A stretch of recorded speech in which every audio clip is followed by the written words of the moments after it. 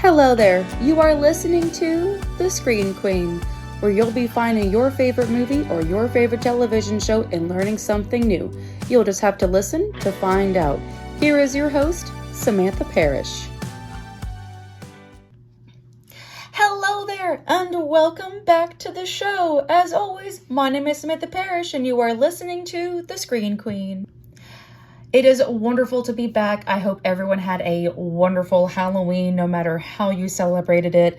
I chose to celebrate mine in true cinema style, and I dressed up as Jessica Rabbit from Who Framed Roger Rabbit, so my toes didn't thank me, but my soul definitely did. But it's wonderful to be back on the show, and I just gotta say it. Saturday Night Live may have possibly given us the greatest soundtrack of our lifetimes. With the recent biotopic about Saturday Night Live, having the Blues Brothers come up in this show has really made me think about how we've gotten one of the most hugest staples in film, and it comes from two dudes on a mission from God. The Blues Brothers is one of those films that almost doesn't feel real at times. When you have to actually say the plot out loud, it makes you wonder, how did this thing get made? Why did this thing get made? But, well, there are two very good reasons that are starring in the film that really pushed it. When you look at films, you have to have fun with them. I was talking with my friend Dan last night, and of all the films he said he worked on or seen, no one had fun. It is very evident everyone had damn fun. Well, mostly everybody had damn fun in this film. The Blues Brothers is one of those films that is the closest thing to feeling like magic. And it might be because they took a whole bunch of cocaine, and that might be why it's so wacky and bizarre and everything in every wild way possible. But knowing how much fun the cast had, knowing the impact that it had to bleed into our cinema history, that you can't go anywhere without finding a reference or someone singing the songs, it is permanently a part of our entertainment history. And to think that this wouldn't have been possible if you didn't have those two comedic dudes from Saturday Night Live coming together to make a little film that also was derived from one of their skits. When you think about a lot of things that come from Saturday Night Live today, it has like a cringe factor to it because it doesn't have that brilliant writing, or it doesn't really have a lot of humor to it. You know, two things that you really do need for a comedy film. But as much as I love the Blues Brothers and what it did for many generations, there's a big story behind the Blues Brothers that not many people know. And when I've been sharing some of these stories, it really shocked a lot of my friends to find this out. So here we go. Get your half a pack of cigarettes, get your sunglasses on, because this is the Blues Brothers. So even though I said this is a permanent part of history, and I've even asked a couple of my friends about this movie before I began, just to see if it was still resonating with audiences, and thankfully, I'm glad that people still answer yes when they've heard of the Blues Brothers, but just in case anyone hasn't heard of this gem, I'm going to give you the synopsis. So we follow two guys known as the Blues Brothers. It's kind of why we have it called the Blues Brothers. Jake and Elwood are on a mission from God. That's literally in the tagline, so I felt like I had to say it. But here's why they're on a mission from God. Jake gets out of prison, and Elwood tells him that the orphanage that they both grew up in is going to be auctioned off if they don't get $5,000. But of course, they have no problem getting $5,000, but the nun has an issue with the way they get $5,000. So that leaves them to question, how are we going to get $5,000 legally and cleanly? And that is when they're told to go to church. And Jake sees the light. Yes, I'm not making this up. And he gets the idea of how to get $5,000. We're gonna get the band back together. But here's the problem. The band is very scattered in the wind since Jake has been incarcerated. So they gotta go on a wild adventure to get everyone back together. But there's snags along the road. And those snags include a hostile ex-fiance with a rocket launcher, the Nazis, yes, the Nazis, another band that has it out for them, and of course, law enforcement. Like, everybody and everything are after them, but do they even know? No, they don't. That's the beauty of it all. The man who made this movie possible is John Landis. John Landis is a name that comes up to be praised, or to be annoyed by, or to find the legal reasons about his name. He's got several different chapters to his story. But his story truly began with the Blues Brothers. Even though he's done some films beforehand, this was what solidified him as a director. But at the same time, people expected just comedy films from him. So the very next year, when he went to go do An American Werewolf in London, people ran out the theater not thinking it was going to be a straight-up horror film. That is how good of a director he is, that he's so unpredictable that you can't coin him as one thing because he's going to just flip the switch somehow.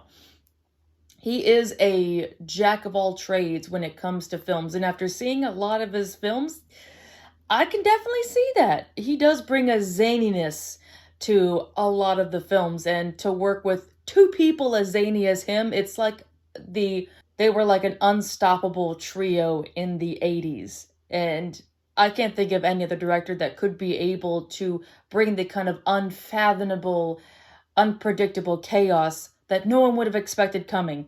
I still watch this movie now and then again, and I still find things that I fucking forgot. There's so much stuff that goes into this. But I also love that this film brings in great talent from every direction. I don't think I've ever heard of a film before that had so many famous names that it still makes me go, is this real? Are you shitting me? This can't be real if you have this many famous people in a film. But some of these names involved were just starting out in the game and got to have this as an uncredited roster to their resume. And it's kind of cool to know that the Blues Brothers has so many names attached. Every time I had to make my list for how many famous people are in this film, I ended up finding more famous people that were in this film. So I'm going to work my way down from the ones that we know to the ones that didn't really get a high enough credit. So first up is Aretha Franklin, because I feel like I have to talk about the Queen first. I found out that this was Aretha Franklin's film debut. Every time I have to say that line, I feel like life just gets restored just a little bit more. And next up is James Brown, Ray Charles, Cab Calloway, who does my favorite song, John Lee Hooker, John Candy, Charles Napier, who had a very weird time being a villain in the 80s. To think that this man got defeated by the Blues Brothers and then got his ass handed to him by Rambo. He had a hard time being a villain in the 80s. Twiggy has a cameo as the girl that Elwood tries to meet with at midnight. And then on top of that, Carrie Fisher, who was engaged to Dan Aykroyd as of that film. It's a bit of a not so knowledgeable piece that Carrie Fisher had some romantic trysts, and she did have an engagement to Dan Aykroyd, but she was choking on some food, and he saved her life and then asked him to marry her. Like, a lot of shit happened in this movie, man. But then there's the names that didn't really get too much recognition. Paul Schaefer, who does the music for David Letterman, has an honorable mention for one of the music writers. And he also wrote It's Raining Men, so I just gotta throw that out there as a freebie. And there's another name that would eventually be a solidified part of the comedy community, Paul Reubens. Pee Wee Herman was the waiter that brought Elwood and Jake to the table to get Mr. Fabulous. That is hilarious to have to see the generations right there, that you have some that were on the up and up, and then you have one literally standing there still being funny without having to do anything funny yet. To think he's going to be Pee Wee Herman in like 5 years from then. It's fucking wild. Again, it almost feels like this film isn't real with seeing so many people that I wouldn't think would be together, but then I'm also glad that they were together too. But it gets better because I have one more name for you. Devereaux White, who plays the kid trying to steal Ray Charles's guitar before getting shot, is the limo driver from Die Hard. It's often been joked that seeing him in Die Hard and knowing, oh, well, it's a good thing that he finally learned his lesson and stopped stealing guitars and he's helping Bruce Willis with the terrorists. I can't. So throughout production, John Belushi was given 2 different names. The first one was the Black Hole. This man went through some things. They went through like 50 pairs of sunglasses. They went through entire wardrobes because this man would be given things and then he'd put them somewhere and then you never know where it went. But there's another nickname that he was given. He was called America's Guest. And that is what Dan Aykroyd called him, and this is why. One night, John Belushi just went off on a little adventure, as John Belushi does. And with the fact that they're filming near a neighborhood, it gives a lot of less ideas about where in the world John Belushi could go to. And time was ticking, so Dan Aykroyd had no choice but just to start on every house. And he went to one house, and he asked, Miss, my name is Dan Aykroyd. I'm looking for my friend John Belushi. Have you seen him? And the response was, oh yeah, John's on the couch. And he's like, huh? And he found John Belushi on the couch with a sandwich and a beer. All John did was walk up to some house. He gets recognized from TV and then asked, can I have a sandwich and a beer? And he was just let on in. He had this power just to get himself in certain situations. He never abused his power, but he had some chaotic fun with it. But because he was called America's Guest, it would often never be said why he was, and this movie is the reason why he's called it. If you thought that John Belushi story wasn't wild, oh my god, you better hang on to your hat and sunglasses because this is the other thing I found out. So anytime that John Belushi wasn't in Chicago filming for the Blues Brothers movie and he was going to certain clubs or whatnot, there would be people slipping him vials of cocaine. Cocaine was already in the budget. They literally freaking wrote it in the budget because it made John Belushi like a better performer. I mean, you see that man sweating to death. That is a man on cocaine giving the performance of his life.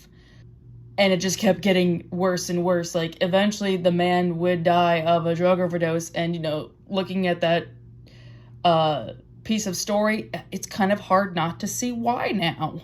And did he say no to drugs? Unfortunately, no. He's like the opposite of like the dare sticker.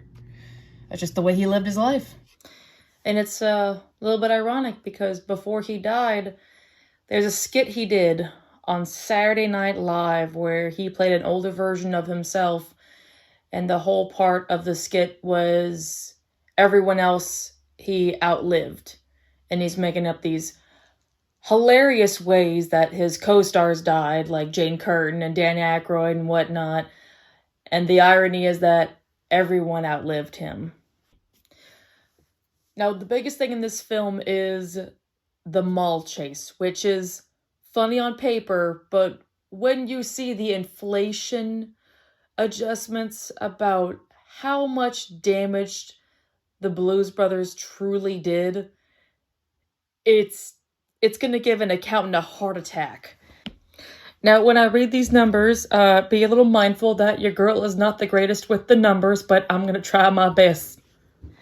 I happen to read this in IMDb, and I will not be going through the entire math because your girl is not the greatest at numbers here.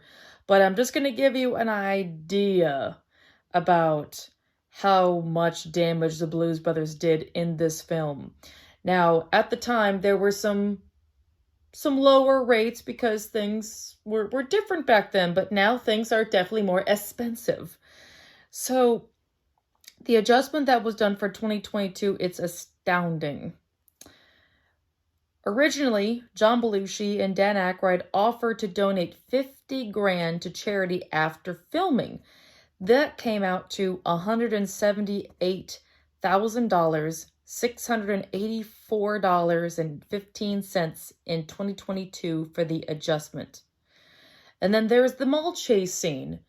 The whole reason they got to do what they did is because the film promised they would fix everything, and they didn't.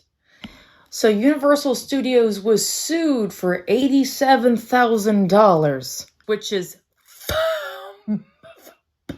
bare bone minimum compared to what you would sue for these days.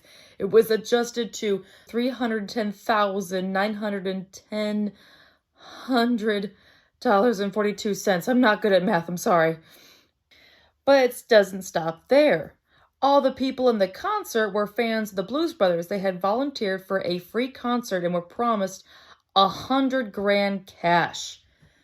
If you've seen the Blues Brothers and you see how many people were in there, 100 grand per person in 1979, that's a lot of money for back then. Like, I'm kind of surprised they said yes, but I'm also not surprised they said yes. So that inflation comes out to 405 grand. When John Landis found out that the film's budget was $17.5 million, he said half jokingly, "I think we've spent that much already." That now comes out to $68 million today. At the time, it was the most expensive film ever made, costing $30 million. For comparison, when Steven Spielberg did 1941 and 1979, that cost $35 million. Adjusted, that would be $141 million. It was rumored that Landis and Spielberg engaged in a rivalry of who would make the more expensive film. It's been suggested that it was amiable because they're both friends and things were working out. And like I said, there was a bit of a trio involved where everyone was just kind of passing by each other on the game to fame. Those numbers, though. Having to read what I just did on IMDb. Oh, man. Oh, they got away with so much stuff. But there's also a continuation about what happened to the mall. Because again, they had a failed lawsuit. They kept going with it for years until finally in 2012, the mall was like, you know what? We'll just drop the lawsuit. We're not going to get it. Like, they held on from 1979 to think that there was going to be hope for this mall, and it was finally just bulldozed. Meanwhile, the Blues Brothers have some big statue in their name, and I'm sure the people of the mall were, like, not too happy to have to see that production. Like, oh, there's time for a statue, but no time for our structure? But, it was the 70s. I'm not trying to give excuses, but those were two dudes that just did a wild ride, even if there was damages along the way. As much as I can still look back at some films and it can still feel timeless, there is still something to say about accountability and not dismissing some of the other various events that happened just because something made me laugh. The Blues Brothers themselves, the characters, so let's face it, they're just kind of dimwits. You know, really looking at it, it's got that slapstick humor where it's just two bumbling idiots that get away with so much shit. They're just like the most plucky bastards ever. And I feel like that's enough. I think when you walk into a comedy film, you're not going to be getting layers like a Martin Scorsese film. You're going to just turn your brain off and take your logic to the side and just enjoy two guys on a mission from God, knowing, oh my God, you're crazy. But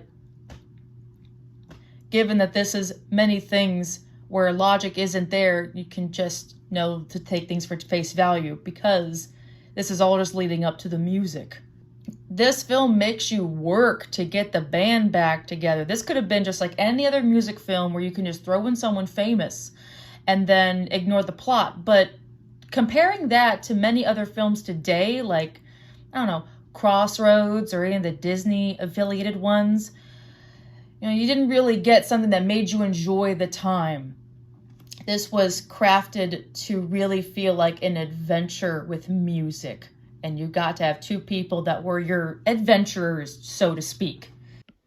The same thing goes for the quote-unquote villains in this movie. Is they're not really villains, they're just kind of like comedic annoyances.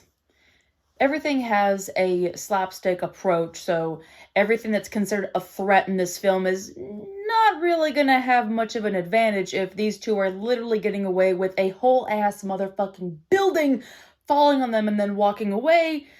These guys are indestructible. Homelander couldn't even kill these guys if he tried.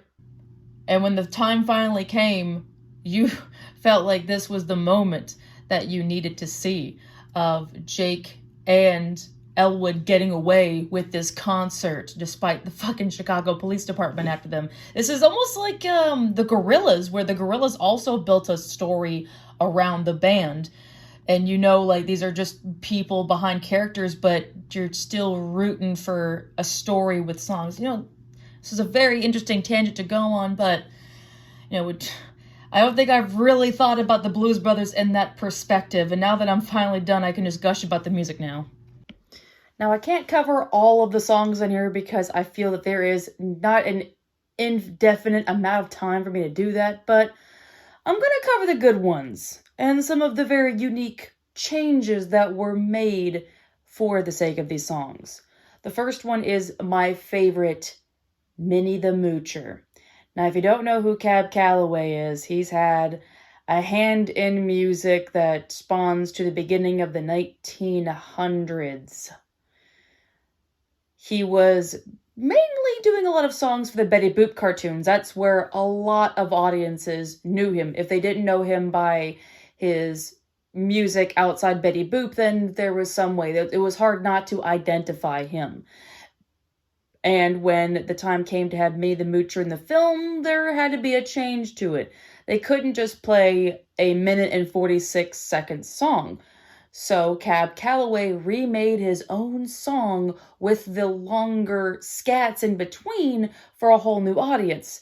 And many of the old audience and the new audience agreed they loved the new version. It's kind of rare that you can strike gold twice in music. It has often been joked to say that Cab Calloway upstaged the Blues Brothers at their own concert. I believe him.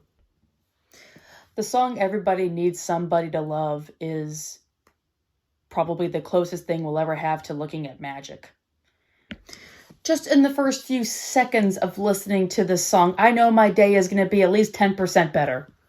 The way that Everybody Needs Somebody to Love has a positive message to it, even though it's sung by people that are getting away with the most illegalist shit. But the heart and soul is in there. It's a song that doesn't dismiss the hard times, as where John Belushi sings, sometimes he feels a little sad inside.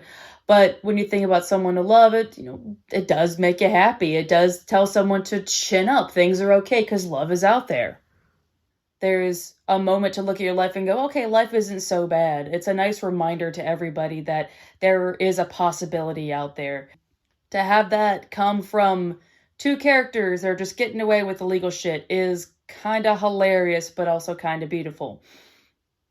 The message of that song has still transcended generation after generation, and it's found a home with many people have never forgotten that everybody needs somebody to love. But the funny thing, though, is how it's still referenced. There have been a couple of commercials that have put the song in there, which is great, but Just Dance was kind of a strange creditor to this song. Back when I first got into the Blues Brothers and I loved playing Just Dance, and they finally had Everybody Needs Somebody to Love, and I knew about that song from the movie. But did the credits say John Belushi and Dan Aykroyd or the Blues Brothers? No, it said Dancing Bros.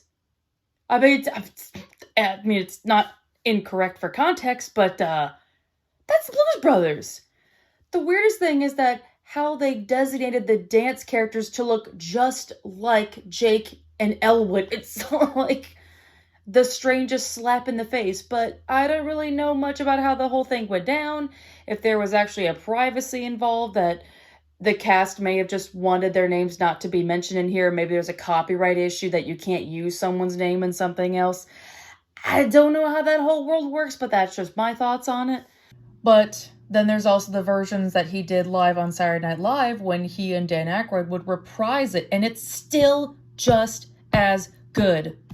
We're never going to get it again, but everybody needs some time to listen to that song. There is something to be said about how a lot of the music in here felt like concert-worthy performances or otherworldly. Everyone gave 100% to give the song of a lifetime. Our most favorite songs, not even just that. Finding out that Aretha Franklin sang Think on the Blues Brothers before it would eventually grow into a home of its own, and also her song is in Just Dance, and she's also not credited. That's a stupid double whammy, but I had to make that in somewhere. The music knowledge that I have to attach, it's just phenomenal to know that this exists. Again, it almost feels like this is a fever dream and that there's no way something that perfectly created and cultivated could exist. But there's also one part of this soundtrack that I love that isn't even an original song from the Blues Brothers. It's the Rawhide cover. When you get to a certain point in your age where some things feel like nostalgic, but for that time in 1980 to cover a song from the 50s and they're all kind of going, oh my God, we have to recite the song that we've probably heard our dads play on the TV a million fucking times. Everything about this that's just for the cause of the film. It's a song that doesn't really have any attention. Like if I were to say Rawhide existed in the Blues Brothers, it'd be like, whatever. But here's why I love it so much. I don't think they had to go that hard. The fact that they make it silly makes it beautiful. And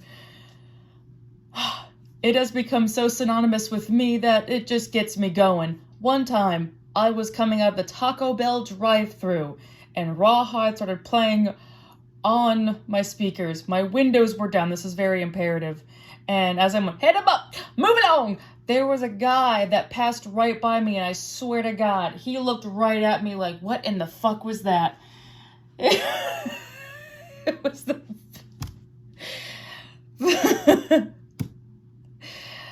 It's still one of my favorite songs to play from the soundtrack. When I said earlier that the Blues Brothers have had a way to echo in other various parts of media, there are 3 very weird pieces of media that I'm about to name that has referenced the Blues Brothers. The first one is Supernatural, and it's very self-explanatory. It's in the first season when Sam and Dean are first trying out the whole undercover FBI agent, but they get like the sharpest black and white suits, and Dean says, man, we look like the Blues Brothers. Again, Dean's got great taste. Second one on the list is actually a self-titled episode called The Blues Brothers from the show Drake and Josh, which I know is not something that people like to remember these days due to a lot of stuff affiliated with Nickelodeon, but this is a very underrated episode. To have them both be the perfect archetypes for John Belushi and Dan Aykroyd, and having the same amount of energy that Josh Peck did, like John Belushi did, it's a nice little echo of history. And the way they performed as Soul Man was A+. A+ all around the board. It's kind of like a nice little millennial thank you to that film. It's wonderful. And then last is Lilo and Stitch. Yeah, Lilo and Stitch did a reference to the Blues Brothers.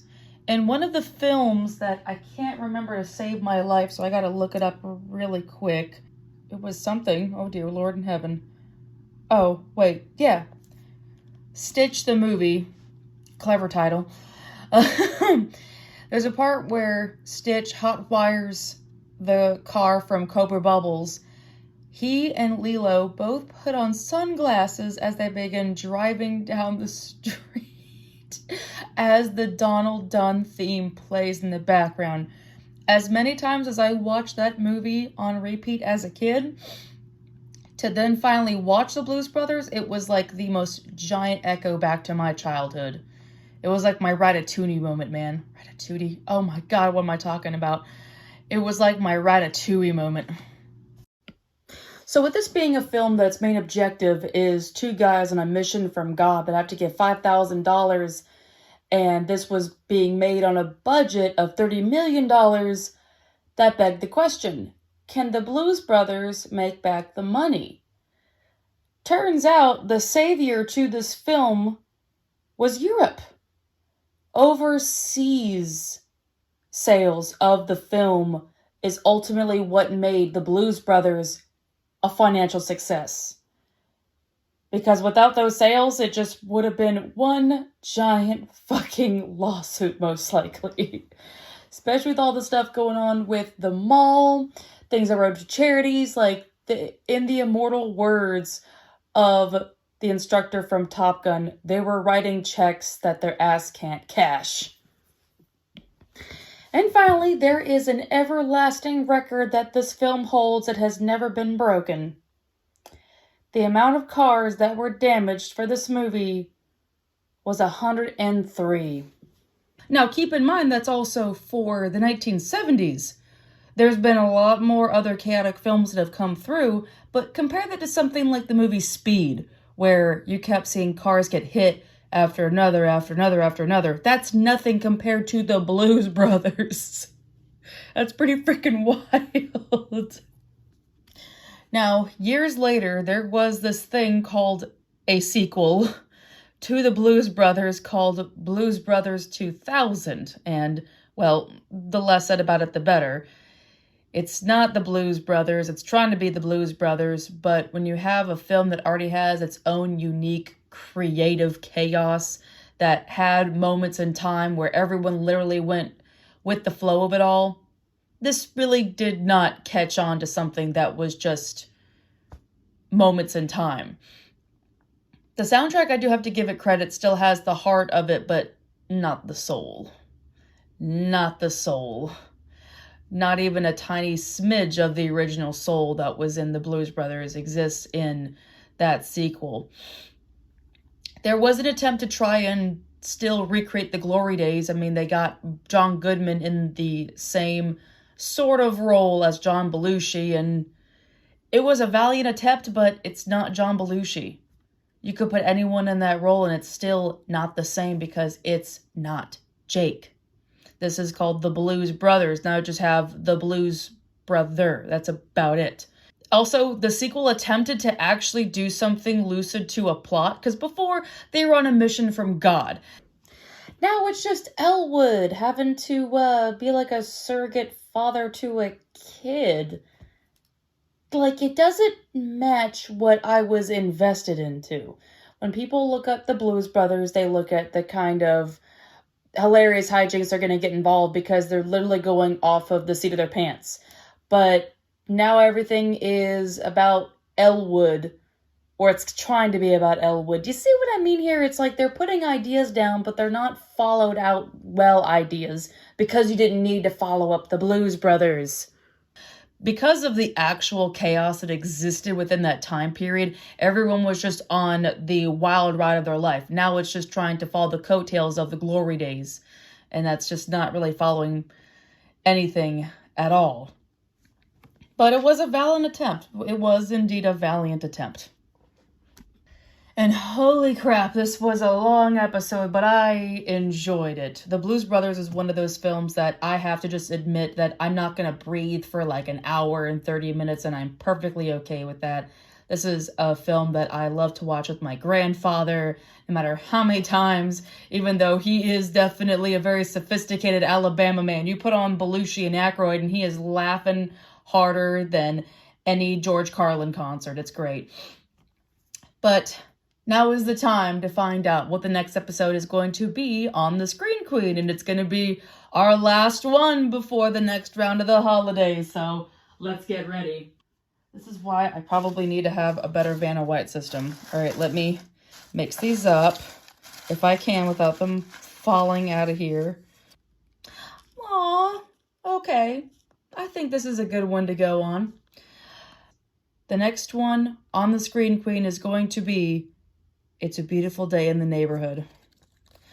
I have a good chance I might need tissues for that episode, but we'll see what happens. Okay. Well, thank you so much for being here for this episode of The Screen Queen. As always, I appreciate every single one of the listeners that are out there paying attention to the show. I even catch wind of some people that are like, I haven't listened to the show for a while, but I will, and that is still appreciated no matter what, that it still exists. But if you want to catch up with me in between uploads, you can find me on my Instagram at the Queen of the Screen. If you would like to talk about what your favorite Blues Brothers song was, I am all for that conversation. And I am now available on YouTube if you want to catch your media queen on an easier outlet, because I like things to be easy. And as always, I like to promote my book, Inglorious Ink. And if you're interested in reading the crazy story, it's about as crazy as these Blues Brothers, you can find Inglorious Ink and the prequel, The Company of Crime, on Amazon. But I have those bad boys available in the description box. Alrighty, I need you, and you to have a great day and stay amazing. This is your Screen Queen, signing off. Bye-bye!